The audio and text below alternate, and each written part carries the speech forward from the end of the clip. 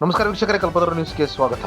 ರಾಜ್ಯದ 56,432 ಹುದ್ದೆಗಳ ನೇಮಕಾತಿಯನ್ನು 15% ಮೀಸಲಾತಿಗೆ ಒಳಪಟ್ಟು ಒಳ ಮೀಸಲಾತಿಯನ್ನು ಎಬಿಸಿಯಂತೆ ವರ್ಗೀಕರಿಸಿ ಜಾರಿ ಮಾಡಲು ಒತ್ತಾಯಿಸಿ ಸಹಾಯಕ ಆಯುಕ್ತರು ಲಿಂಗಸೂರು ಇವರ ಮುಖಾಂತರ ಸನ್ಮಾನ್ಯ ಮುಖ್ಯಮಂತ್ರಿಗಳಾದ ಸಿದ್ದರಾಮಯ್ಯನವರಿಗೆ ಮನವಿಯನ್ನ ಸಲ್ಲಿಸಲಾಯಿತು.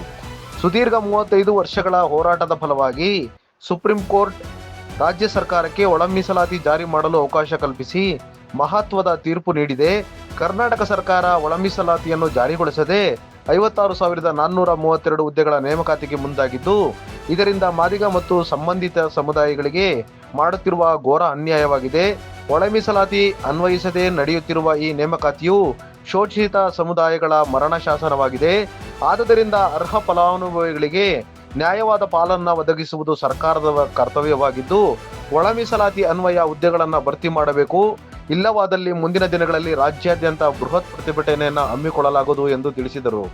ಈ ಸಂದರ್ಭದಲ್ಲಿ ಪಾಮಯ್ಯ ಮುರಾರಿ, ಡಿಬಿ ಸೋಮನ ರೆಡ್ಡಿ, ಹನುಮಂತಪ್ಪ ವೆಂಕಟಾಪುರ, ಹನುಮಂತಪ್ಪ ಕೊನೆಕೊಲ್ಲೂರು, ಜ್ಞಾನಪ್ಪ ಕಟ್ಟಿಮನಿ, ರುದ್ರಪ್ಪ ಬ್ಯಾಗಿ, ಶರಣಪ್ಪ ಕಟ್ಟಿಮನಿ, ಉಮೇಶ ಐಹೊಳೆರ, ಜ್ಞಾನಪ್ಪ ನಿವೃತ್ತ ಶಿಕ್ಷಕರು, ಹುಸೇನಪ್ಪ, ಮೋಹನ್ ಗೋಸೆ ಹಾಗೂ ಇನ್ನಿತರರು ಹಾಜರಿದ್ದರು. ವರದಿ ರಂಗಪ್ಪ ಬೋವಿ, ಲಿಂಗಸೂರು.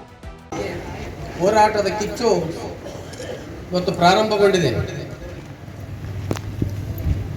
ಈಗಾಗಲೇ ಸುಮಾರು 35ರಿಂದ 40 ವರ್ಷಗಳ ಈ ಒಂದು ನಿರಂತರ ಹೋರಾಟಕ್ಕಾಗಿ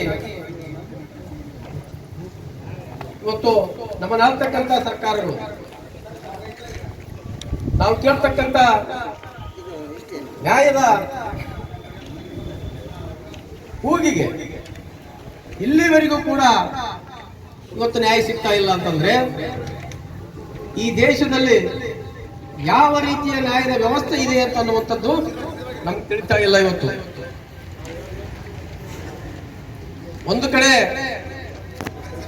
ಮೀಸಲಾತಿಯನ್ನು ಹೆಚ್ಚಳ ಮಾಡೋದರ ಜೊತೆಗೆ